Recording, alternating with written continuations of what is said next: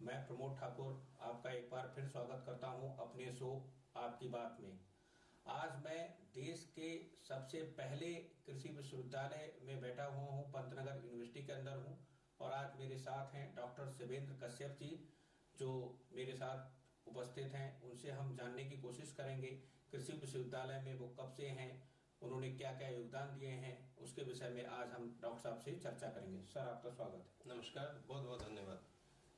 Sir, सबसे पहले मैं आपसे जानना चाहूंगा कि आप अपने विषय में थोड़ा सा बताएं मेरे दर्शकों के लिए कि आपका कहाँ से हैं और शिक्षा कहाँ से हुई और कैसे एग्रीकल्चर फील्ड में आपका आना हुआ।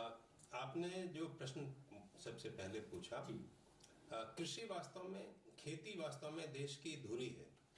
और जब मैं पढ़ा करता था उसी समय मेरे मन में ये भावना आती थी, कुछ तो ऐसा किया जाए जो देश से जुड़े, जो जरूरतों से जुड़े।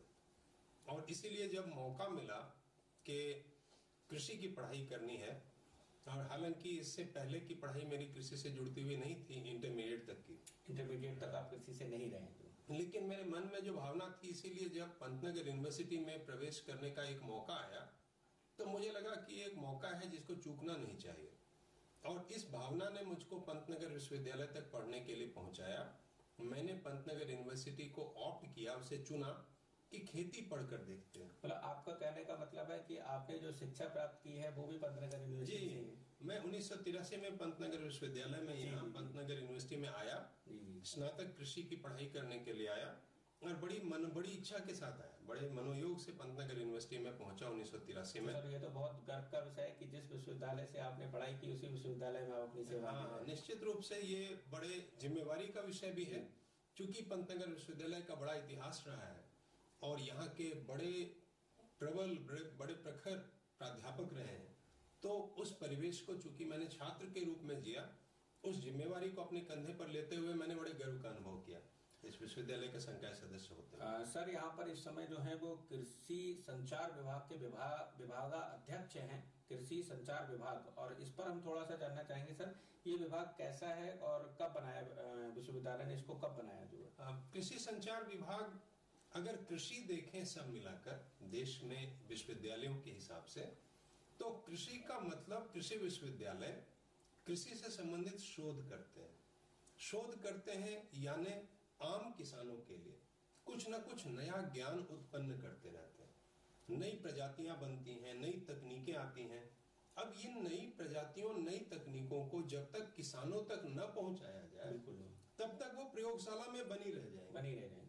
तो इनको प्रयोगशालाओं से खेत तक पहुंचाने का जो विज्ञान है, वो हमारा कृषि संचार और प्रसार करता है। वो संचार और प्रसार करता जी, तो विश्वविद्यालय ने इसीलिए कृषि संचार विभाग बनाया। इसकी सर स्थापना कब हुई आपके विभाग? कृषि संचार विभाग बना 1970 के दशक में, जिस समय अमेरिका के मदद से वहां से एक परियोजना है, centre of advance studies in agricultural communication, United Nations development project या यूएनडीपी और फूड एंड एग्रीकल्चर ऑर्गेनाइजेशन, इन दो संस्थाओं ने मिलकर पंतनगर का सहयोग किया।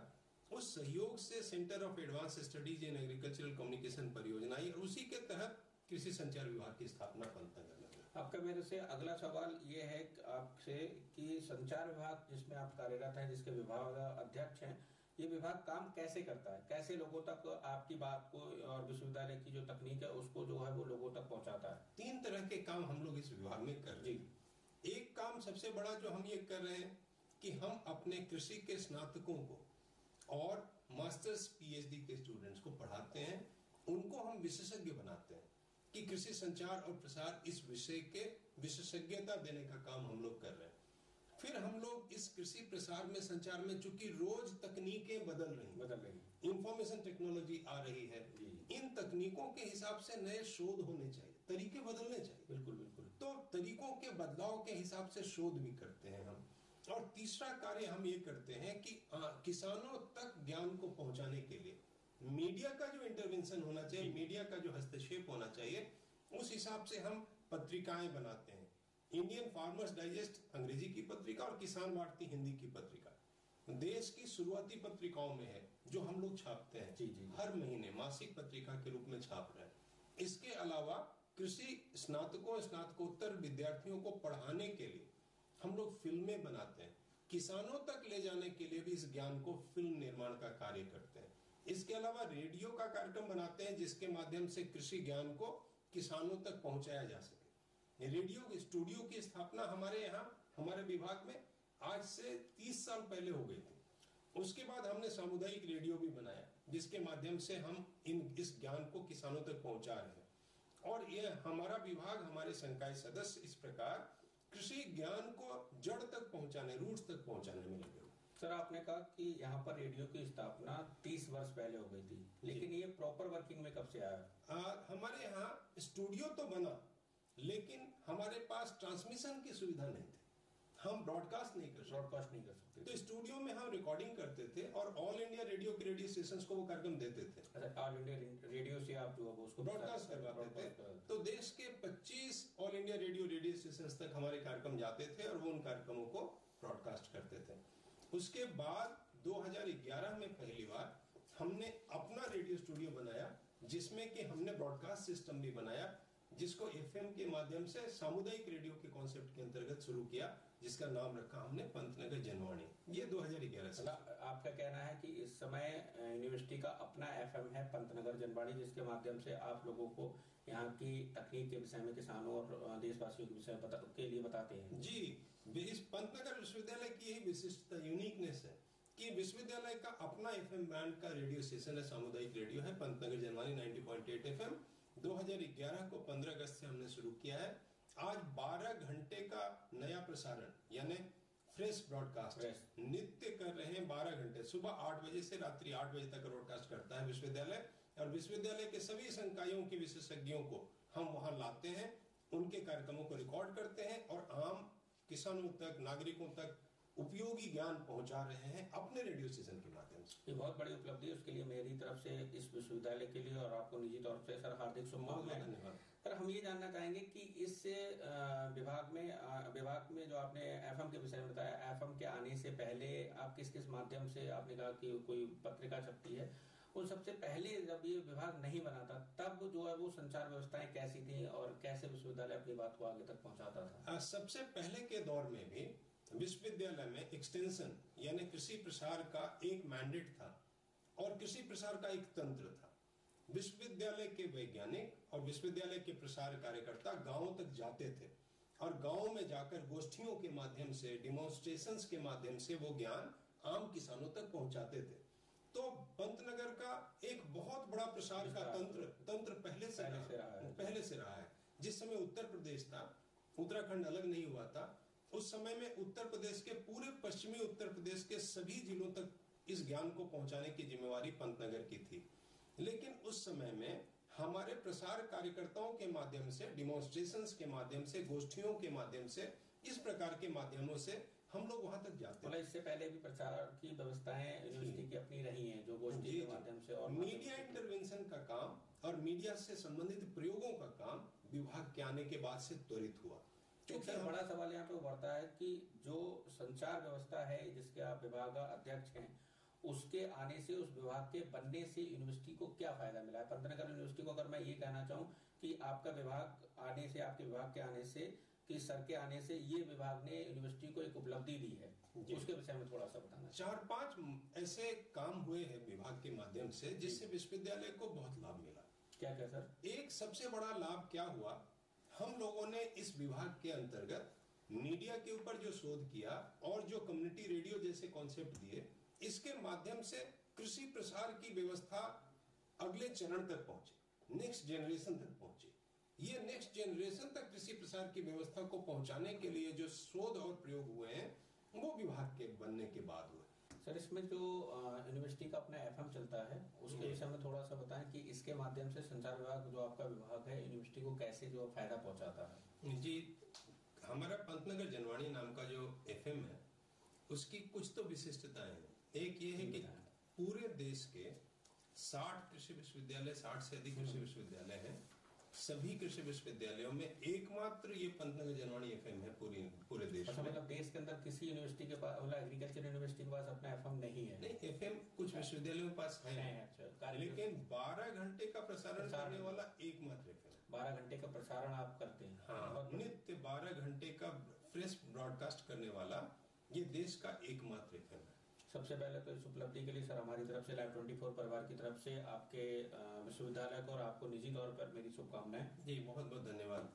इसके अलावा जो ये एफएम वाला जो विषय है, इस एफएम के माध्यम से हम पूरे विश्वविद्यालय के विशेषज्ञों को एक प्लेटफॉर्म देते हैं जहां विशेषज्ञ अपने तकनीकों को बताते हैं। रोज हम नित्य कार्यक्रम बना रहे हैं विभिन्न विषयों पर जो खेती से जुड़ता हुआ है, ब्रॉडकास्ट कर रहे हैं लगातार उसको। आज तक इतने दिनों में 20,000 घंटे के कार्यक्रम हम बना चुके हैं। बहुत बढ़िया। 20,000 आवर्स का ब्रॉडकास्ट अभी तक हम बना चुके हैं और ब्रॉडकास्ट कर चुके हैं। तो ये एक अपने आप में अभियान जैसा कार्यक्रम बहुत बड़ी उपलब्धि है जो है। इसमें सर ने जैसा बताया कि विश्वविद्यालय के जितने भी विभाग हैं उनको उस संचार व्यवस्था के माध्यम से, उस एफएम के माध्यम से जो है लोगों तक वो पहुंचाते हैं, राइट। सर इसमें हम एक चीज और जानना चाहेंगे, विश्वविद्यालय की और क्या उपलब्धियां हैं इस विश्वविद्यालय की, इसके विषय में बताएं। लोग जानना चाह रहे हैं कि कृषि विश्वविद्यालय पंतनगर का देश का पहला विश्वविद्यालय है। तो मेरा एक निजी तौर पे आपके विभाग से हटके एक सवाल है कि विश्वविद्यालय के विषय में अगर थोड़ा सा जानकारी दें तो दर्शकों को ज्यादा अच्छा होगा। जी, पंतनगर विश्वविद्यालय देश का पहला कृषि विश्वविद्यालय है और इसकी कुछ तो अद्भुत उपलब्धियां पूरे देश के हिसाब से देखें। सबसे बड़ी बात कि पंतनगर विश्वविद्यालय ने अपने प्रारंभिक काल में ही अपनी भूमिका ढूंढी देश में। तो ये देखा गया कि देश में आम किसानों के लिए एक सबसे बड़ी जो चैलेंज है या समस्या है वो उन्नत बीजों की, इंप्रूव्ड सीड्स की। तो विश्वविद्यालय ने तय किया कि बड़ी मात्रा में नई प्रजातियों के, उन्नत प्रजातियों के बीज बनाया जाए और प्रारंभिक काल से ही हमने बीज बनाने का काम बड़े स्केल पर प्रारंभ किया। अब विश्वविद्यालय ने नई प्रजातियां भी बनाई भिन्न भिन्न फसलों की, फिर उन प्रजातियों के न्यूक्लियस सीड, ब्रीडर सीड बनाए।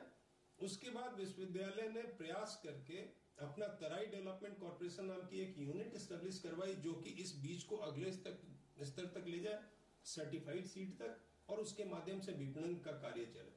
तो विश्वविद्यालय ने बीज निर्माण के कार्य में जो बड़ा काम किया, आज पंतनगर को देश पंतनगर के बीज के नाम से जानता है। पंतनगर के बीज के नाम से जानता है। सर यहाँ पर मेरे पास एक जानकारी आपके विषय में है कि भारत सरकार ने आपको एचआरडी मिनिस्ट्री की एक योजना है लीप, उसके लिए ऑस्ट्रेलिया भेजा था जी, कुछ वहां की तकनीक को सीखने के लिए। तो उस विषय में थोड़ा सा प्रकाश डालेंगे कि हम ऑस्ट्रेलिया जब आप गए तो ऑस्ट्रेलिया से हमने आप जो मोनार्ड यूनिवर्सिटी भेजे गए, वहां से क्या तकनीक हमने सीखी भारत के लिए या पंतनगर यूनिवर्सिटी के लिए? जी, ये मोनाश विश्वविद्यालय जो मेलबर्न में है जी, वहाँ देश के कुछ वैज्ञानिकों को भेजा था भारत सरकार के मानव संसाधन विकास मंत्रालय ने। मुझको भी उसमें जाने का मौका मिला। बहुत बहुत हार्दिक शुभकामनाएं। जी बहुत बहुत धन्यवाद। एक बहुत बड़ी सीख वहाँ के प्रवास से हुई जो अपने विश्वविद्यालय, अपने देश के लिए मैं लेकर वहां से आया। वो ये है कि विश्वविद्यालय देश की जरूरत के हिसाब से चलते हैं। विश्वविद्यालय देश की जरूरत के हिसाब से। देखिए सर ने कहा कि विश्वविद्यालय देश की जरूरत के हिसाब से चलते हैं जी। सर इसके विषय में थोड़ा सा ये मोनाश विश्वविद्यालय के वैज्ञानिकों के साथ, वहां के जो लीड एडमिनिस्ट्रेटर्स हैं उनके साथ बैठ के बातचीत करने में उन्होंने कहा मोनाश विश्वविद्यालय ऑस्ट्रेलिया की किन किन जरूरतों की पूर्ति कर रहा है, ये मोनाश विश्वविद्यालय का रेलेवेंस होगा। अन्यथा विश्वविद्यालय है या नहीं है इसका कोई अंतर नहीं, औचित्य नहीं है। हाँ, तो उन्होंने कहा कि ऑस्ट्रेलिया की जिन जिन जरूरतों की पूर्ति मोनाश विश्वविद्यालय के माध्यम से हो सकती है, उसके हिसाब से उन्होंने फैकल्टी बनाई, उसके हिसाब से विभाग बनाए, उसके हिसाब से विषय बनाए और उसके हिसाब से फ्रेमवर्क अपना एस्टेब्लिश किया। क्योंकि यूनिवर्सिटीज अपने देश की जरूरतों को, आम लोगों की जरूरतों की पूर्ति के लिए बनने चाहिए। ये उनका एक बेसिक फंडामेंटल ये सोच थी जिसके हिसाब से उन्होंने अपना विश्वविद्यालय खड़ा किया। और दूसरा सूत्र जो उन्होंने लिया कि प्रथम और सबसे बड़ी वरीयता है गुणवत्ता, शिक्षण की गुणवत्ता, शोध की गुणवत्ता, तकनीकों की गुणवत्ता, इंफ्रास्ट्रक्चर की गुणवत्ता। उन्होंने कहा गुणवत्ता नहीं तो यूनिवर्सिटी चलाने का अर्थ नहीं। तो मोनाश विश्वविद्यालय ने इस पैमाने पर खुद को खड़ा करने का प्रयास किया। इस कारण आज मोनाश विश्वविद्यालय देश, अब दुनिया के 100 श्रेष्ठ विश्वविद्यालयों में एक खड़ा हुआ है। उसमें से हमें एक इंसाइट जनरेट हुआ, लगा पंतनगर विश्वविद्यालय के अंदर भी अदम्य क्षमता है, यहाँ के वैज्ञानिक निष्ठावान है, जबरदस्त मेहनत करने की क्षमता रखने वाले हैं, डिसिप्लिन है, कंट्रीब्यूट करने की क्षमता रखने वाले हैं। अगर इस पूरे सिस्टम को देश के हिसाब से सोचा जाए तो यह विश्वविद्यालय भी देश की बड़ी आवश्यकताओं की पूर्ति कर सकता है। यह शक्ति इस विश्वविद्यालय में है। बड़ा सौभाग्य मिला इस विश्वविद्यालय को, बड़े बड़े वैज्ञानिकों ने और बड़े लीडर्स ने इस विश्वविद्यालय को लीड किया। आज भी जो कुलपति है डॉक्टर तेज प्रताप, वो भी बहुत बड़े विशेषज्ञ हैं पर्वतीय कृषि के। इन लीडर्स की देखरेख में अगर इस यूनिवर्सिटी की स्ट्रेंथ को देश के लिए इस्तेमाल किया जाए कायदे से, तो ये यूनिवर्सिटी कहीं तक जा सकती है और देश की बड़ी जरूरतों की पूर्ति कर सकती है। सर, आपने कहा कि ऑस्ट्रेलिया जाने के बाद में आपने एक चीज सीखी, या उन्होंने बताया कि देश के विश्वविद्यालयों को देश हित में काम करना चाहिए, देश की जरूरतों के लिए विश्वविद्यालय कार्य करते हैं। अभी आपने कहा जो है, पंतनगर विश्वविद्यालय ने देश की किन किन जरूरतों के लिए अब तक काम किया है? सबसे बड़ा काम जो पंतनगर विश्वविद्यालय ने शुरुआत से किया, प्रथम सूत्र बनाकर देश के कृषि के विकास के लिए, देश के कृषि के बदलते परिवेश के लिए भी जहां जहां जरूरत हुई वहां विश्वविद्यालय खड़ा हुआ। बीज की जरूरत हुई, विश्वविद्यालय ने बीज का विकल्प देश के समक्ष रखा। अच्छे छात्रों की, अच्छे विशेषज्ञों की आवश्यकता थी, देश ने सर्वोत्तम छात्र, सर्वोत्तम विशेषज्ञ देश को दिए। जहां कहीं भी जरूरत किसी क्रॉप स्पेसिफिक, किसी खास फसल में, किसी खास समस्या में हुई, जैसे एक समय में धान में महामारी आ गई थी, धान पीला होकर खत्म हो रहा था दुनिया के तमाम देशों में, उस समय इसी विश्वविद्यालय के वैज्ञानिक डॉक्टर वाईएल नेने ने खैरा रोग नाम का रोग समझा, पहचाना और जिंक डिफिशियंसी का प्रयोग करके ये बताया कि धान में जिंक डिफिशियंसी से समस्या आ रही है, और उससे पूरी दुनिया में धान की उस समस्या का समाधान हुआ। और बड़े विशेषज्ञों ने इस बात को लिखा डॉक्यूमेंट्स में कि केवल एक प्रयोग, डॉक्टर वाईएल नेने के इस प्रयोग से दुनिया को जितना लाभ हुआ वो विश्वविद्यालय स्थापना पर हुए वाले खर्चे से कई हजार गुना ज्यादा हो गए। देखिए, सर ने कितनी बड़ी बात बताई कि जितना पैसा सरकार ने विश्वविद्यालय को बनाने पर खर्च किया, उससे कहीं ज्यादा लाभ एक शोध ने कर दिया। और जिस शोध को शायद अभी आपने खुद सर के मुंह से सुना है कि धान पर, सर कौन सा रोग आपने बताया? खैरा रोग जो है वो धान में लग जाता था और जिसकी वजह से धान की फसल बर्बाद हो जाती थी। उसके निवारण के लिए हमारे इसी विश्वविद्यालय के एक डॉक्टर साहब, प्रोफेसर वाईएल नेने साहब ने उस पर शोध किया और उसका निवारण किया। सर, उस निवारण पर मैं अपने दर्शकों के लिए दोबारा जानना चाहूंगा कि उन्होंने क्या किया उस पर थोड़ा सा। उस रोग को लोग अनेक प्रकार से देख रहे थे परंतु समाधान नहीं पा रहे थे। उन्होंने इस बात को इंगित किया कि ये रोग जिंक डिफिशियंसी के कारण हो रहा है। जिंक डिफिशियंसी जी, जिंक नाम के तत्व की कमी के कारण, तत्व की कमी से जी। और इसको दुनिया मानने को तैयार नहीं थी पहले वाले स्तर पर कि ऐसा भी हो सकता है। लेकिन फिर दुनिया ने माना उनके प्रयोगों के कारण कि ये जिंक डिफिशियंसी है, जिंक तत्व की कमी के कारण हो रहा है और जिंक स्प्रे के कर से इस समस्या का समाधान हो सकता है। और ये दुनिया के तमाम देशों की उस समस्या का एक हल निकला जो पंतनगर ने दिया। तो इस प्रकार के वैज्ञानिकों की पूरी श्रृंखला रही है विश्वविद्यालय में, जिन वैज्ञानिकों ने देश को अद्भुत उपादान दिए हैं, जिसके कारण देश की खेती, देश की कृषि बढ़ी। ये तो बहुत बड़ी उपलब्धि हुई सर कि देश के अंतर्राष्ट्रीय स्तर पर अगर हमने धान के उस रोग के विषय में अगर निवारण निकाला तो ये तो बहुत बड़ी उपलब्धि। उसके लिए डॉक्टर साहब के लिए भी, उनके लिए, नवन नेने साहब के लिए और विश्वविद्यालय को पुनः हार्दिक शुभकामनाएं। इसके बाद सर मैं थोड़ा सा आगे बढ़ूंगा। विश्वविद्यालय यहाँ का जो है एक विवेकानंद स्वाध्याय मंडल चलाता है जो है, सर इसके विषय में थोड़ा जानना चाहेंगे कि क्या है ये मंडल? ये विवेकानंद स्वाध्याय मंडल वस्तुतः इस विश्वविद्यालय परिसर में, विश्वविद्यालय की पेरीफेरी में चलने वाला छात्रों का समूह, छात्र चलाते हैं। और इसके पीछे की बड़ी अद्भुत धारणा है।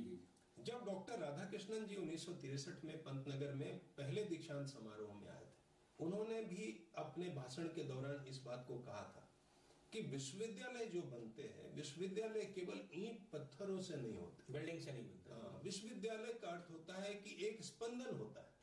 उस स्पंदन में छात्रों का, शिक्षकों का आपस का एक रिश्ता होता है। देखिए, सर ने कितनी बड़ी बात कही कि छात्रों का शिक्षकों के बीच में शिक्षा का आदान प्रदान, स्पंदन, वो विश्वविद्यालय के लिए है, ना कि ईंट पत्थर से खड़ी हुई बिल्डिंग को हम विश्वविद्यालय नहीं कह सकते। विश्वविद्यालय है, विश्वविद्यालय क्या है? जहां आप शिक्षक से कुछ सीख रहे हो और शिक्षक के लिए आप कुछ सम्मान दे रहे हो, ये विश्वविद्यालय है। और डॉक्टर एपीजे कलाम जो राष्ट्रपति के रूप में जब पंतनगर आए वर्ष 2003 में, डॉक्टर कलाम ने भी एक सभी विद्यार्थियों के बीच में एक बात कही थी।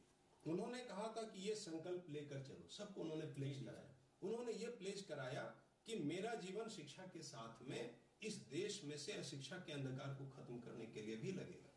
उन्होंने जो संकल्प कराए उसी में से विद्यार्थियों ने मिलकर ये विवेकानंद स्वाध्याय मंडल बनाया।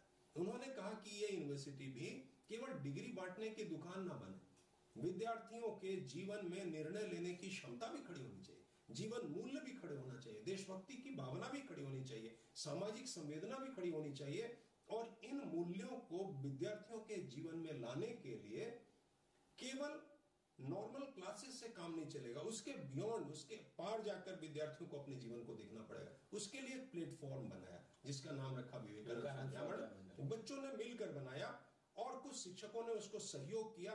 मिलकर विगत 20 वर्षों से लगातार इस परिसर में बच्चे अपने जीवन मूल्यों के लिए, अपने जो एम्प्लॉयबिलिटी स्किल्स होती है, जैसे बोलने की क्षमता है, भाषा पर अधिकार है, नेतृत्व की क्षमता है, इनके ऊपर मिलकर कार्य करते हैं और अच्छे भावों को लगातार आगे अगली संतति तक। ये सर जो विवेकानंद स्वाध्याय मंडल है आपका, ये किस तरीके से काम करता है यूनिवर्सिटी के लिए?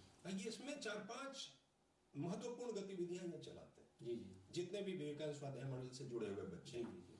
एक क्रमांक, अच्छा साहित्य विद्यार्थियों के बीच में पहुंचे, सद साहित्य, अच्छा साहित्य, जो साहित्य स्वामी विवेकानंद के थॉट से निकला, महर्षि अरविंदो के थॉट से निकला, गांधी जी के थॉट्स में से निकला, डॉक्टर कलाम के थॉट्स में से निकला, अच्छा साहित्य हाथों में पहुंचे विद्यार्थी। अच्छा साहित्य तो लगातार उसके लिए प्रयास करते हैं। छात्रावासों में स्ट्रीट लाइब्रेरी चलाते हैं, किसान मेले में साहित्य का भंडार लगाते हैं और आम बच्चों के हाथ में अच्छा साहित्य पहुंचाने के लिए प्रयास करते हैं। दूसरा क्रमांक पे राष्ट्रीय युवा दिवस पे पूरे देश के युवाओं को यहाँ बुलाते हैं और उन युवाओं के बीच में 2 दिन की संगोष्ठी करते हैं जिसका विषय हर बार युवा सशक्तिकरण से जुड़ता हुआ होता है, युवाओं की भूमिका से जुड़ता हुआ होता है। और उस कॉन्फ्रेंस में 2 दिन के हर साल देश के कुछ ऐसे गणमान्य लोगों को बुलाते हैं जो देश निर्माण में अपनी जिंदगी लगा रहे हैं, उनकी रूबरू कराते, विद्यार्थियों के साथ में फेस टू फेस कराते हैं।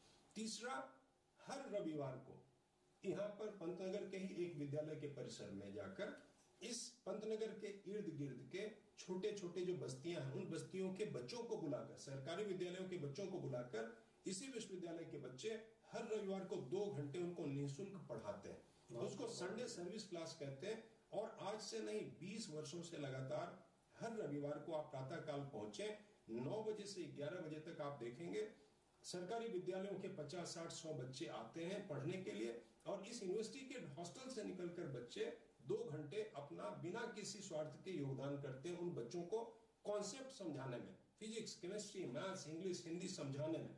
ये एक उन्होंने एक अधिष्ठान बनाया, जिंदगी का एक ऑब्जेक्टिव बनाया कि केवल अपने लिए नहीं जीना, बियॉन्ड, उसके बियॉन्ड सेवा के लिए भी जीना, देश हित में जीना, सेवा के लिए जीना। और इसकी एक प्रकार से ट्रेनिंग लेते हैं इसी उम्र से। तो इस प्रकार की गतिविधियों, जैसा सीखेंगे वैसा ही हम सिखाएंगे। हाँ जी जी, इस प्रकार की गतिविधियों की एक श्रृंखला बना रखी है और इन सारी गतिविधियों की श्रृंखला को लगातार चलाकर रखते हैं जिससे ये जीवन मूल्य उन बच्चों की जिंदगी बन जाए। सर एक जानकारी यहाँ पर दीजिए, जैसे आपने इतनी सारी बातें आप बता रहे हैं इस मंडल के विषय में, इस विश्वविद्यालय को निजी तौर पे क्या क्या उपलब्धियां रही इस मंडल के माध्यम से? बहुत बड़ी उपलब्धि ये रही कि इस मंडल के माध्यम से जुड़े हुए जो बच्चे यहाँ इन गतिविधियों से जुड़े हुए, इसमें से प्रेरित होकर बच्चे जो यहाँ से निकले हैं, उन लोगों ने बाहर जाकर पंतनगर के बड़े बड़े काम किए जिससे पंतनगर विश्वविद्यालय का नाम रोशन हुआ। इस समय इसके साथ जुड़ा एक बच्चा योगेश भट्ट नाम का, जिसने बीसीएजी किया पंतनगर से, जाकर गुजरात के वनवासी क्षेत्रों में, ट्राइबल एरिया में, जनजातीय क्षेत्रों में इंटीरियर्स में जाके काम कर रहा है। अच्छा। और अनेक वर्षों से काम कर रहा है ट्राइबल डेवलपमेंट का। वो पंतनगर का ही फ्लैग लेकर वहां काम कर रहा है। आज भी वो वापस जब यहाँ आता है तो उसके चेहरे पर चमक होती है और वो इस बात को गर्व से कह पाता है कि मैंने जो पंतनगर से मैंने पढ़ा, वहां से मैंने वो सारे वैल्यूज लिए, आज जनजातीय क्षेत्रों के विकास में मैं अपनी जिंदगी लगा रहा हूँ। दीक्षा सत्यावली नाम की बच्ची जो इसी प्रक्रिया से निकली, राजस्थान के इंटीरियर्स में ऐसे गाँव में जाकर वो रही जिस गाँव में वॉशरूम फैसिलिटी, शौचालयों की सुविधा नहीं थी, और वहां जाकर वैसे कठिन परिस्थितियों में कंप्यूटर से पढ़कर गई हुई बच्ची और वहां पर वर्षों तक उस गांव में रही। वहां जाकर उसने उस गांव का परिदृश्य बदला, शौचालयों की व्यवस्था बनवाई, खुले में महिलाएं स्नान करती थी, महिलाओं के स्नान करने की व्यवस्था बनवाई। इतने बड़े बड़े उपक्रम यहीं से निकलकर बच्चों ने लिए हैं। ये जहां भी जाते हैं पंतनगर के ध्वजावाहक बनकर जाते हैं, यूनिवर्सिटी का नाम रोशन कर। सर ये बहुत बड़ी बात है कि यहाँ से निकले हुए स्टूडेंट देश और विदेश में बहुत दूर दूर तक इस देश का नाम रोशन कर रहे हैं। मैं ये नहीं कहूंगा कि पंतनगर यूनिवर्सिटी का नाम रोशन करना है, यहाँ पर हम कहेंगे कि देश का नाम रोशन करना है। जी, दो नाम मैं यहाँ पर और जोड़ना चाहूंगा। अभी अभी कुंभ के समय, उत्तर प्रदेश के कुंभ के समय देश के उन युवाओं को उत्तर प्रदेश की सरकार ने चुन के सम्मानित किया जो अद्भुत कार्य। बिल्कुल। उनमें से दो युवा, एक श्वेता गुप्ता जो Indian institute of management Indore में फेलो प्रोग्राम में पढ़ रही हैं, और एक सुशांत जो Indian institute of science Bangalore में पीएचडी किए। इन दोनों को उत्तर प्रदेश सरकार ने कुंभ सम्मान से सम्मानित किया। ये दोनों युवा विवेकानंद स्वाध्याय मंडल से जुड़े, पंतनगर से पढ़े और निकल कर गए। ऐसे युवाओं की एक श्रृंखला खड़ी। बहुत बढ़िया सर, हमारी तरफ से बहुत बहुत हार्दिक शुभकामनाएं विवेकानंद स्वाध्याय मंडल के जितने भी सदस्य हैं जो इतना अच्छा कार्य कर रहे हैं, जो देश हित में है और देश को आगे बढ़ाने में उनका बहुत बड़ा योगदान है। इसके लिए लाइव 24 परिवार की तरफ से विवेकानंद स्वाध्याय मंडल को हार्दिक शुभकामनाएं। मैं चलते चलते सर आपसे, सर देश, आप यूनिवर्सिटी में हम ऐसे बैठे हैं जो किसानों के लिए काम करती है, देश के लिए काम करती है, एग्रीकल्चर बेस्ड यूनिवर्सिटी है। इस पर सिर्फ मेरा एक प्रश्न ये होगा कि देश के किसानों के लिए आप क्या कहना चाहेंगे? देश के किसानों के लिए जी, सबसे बड़ी बात जो है देश के किसानों के लिए जी, किसान देश की रीढ़ है। खेती नहीं है तो देश नहीं, गांव नहीं है तो देश नहीं। बिल्कुल सही बात। तब तक देश है। भारत तभी तक है जब तक भारत में गांव है। भारत जब तक है जब तक भारत में गांव है। कितनी गांव खत्म हो जाए, गांव से ही भारत है। गांव से भारत, गांव से ही है। गांव खत्म हो जाए, भारत ही खत्म हो जाएगा। बिल्कुल। भारत की आत्मा ही गांव है। अगर कभी इस बात को महात्मा गांधी जी ने कहा, बहुत सोच समझ कर कहा, इसी में भारत की सारी शक्ति निहित है।